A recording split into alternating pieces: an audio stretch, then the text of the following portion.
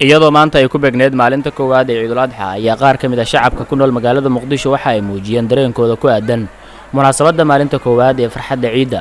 qaar ka mid ah shacabka ku nool magaalada Muqdisho gaar ahaan xeebta Lido ayaan weydiinay dareenkooda iyo sida ay u arkaan farxadda maalinta koowaad iyo sida ay dadka Soomaaliyeed ee walaalahooda ula qaybsanayaan farxadda maalinta koowaad ee Ciidul Adxa. magacayga waxa la yiraahdaa Cabdullaahi Ibrahim Casiir oo ka imid dalka Ingiriiska oo ah qurba joogta wax badan wadanka ka maqnaa. maanta waxaa ii farxada inaan ka qayb galo ciida inaan ku ciido anoo ka imid xaafadda la yiraahdo Maxamuud Xarbi inaan xeebta Lido ku ciido maanta aad aan ugu faraxsanahay iyo TV-ga la yiraahdo Shabeelle oo igu martiqaaday maanta inaan ka sheekeeyo waxa aan ku arkay xeebta Lido. ilaahay waxaan uga rajaynayaa ummadda Soomaaliyeed in ilaahay caafimaad siiyo in ilaahay dhibaatadiisa ka dul qaado.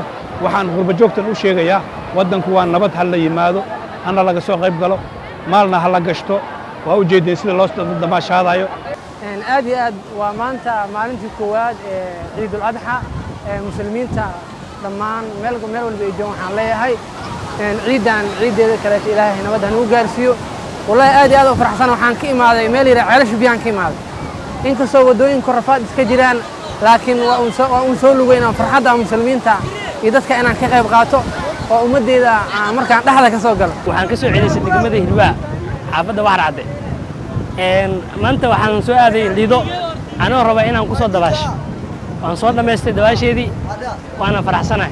marka laga soo tago farxadda halkan ka jirta oo xeebta Lido ee degmada Cabdilcasiis ee gobolka Banaadir waxaa sidoo kale jira goobo ay ku nool yihiin dad barakacyaal ah kuwaas oo aan haysan farxadda halkan ka jirta oo ah farxadda maalinta koowaad ee Ciidul Adxa.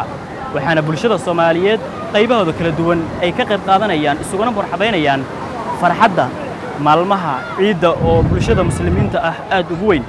Cabdullaahi Maxamed Cumar Daacad, Shabeelle TV, Muqdisho.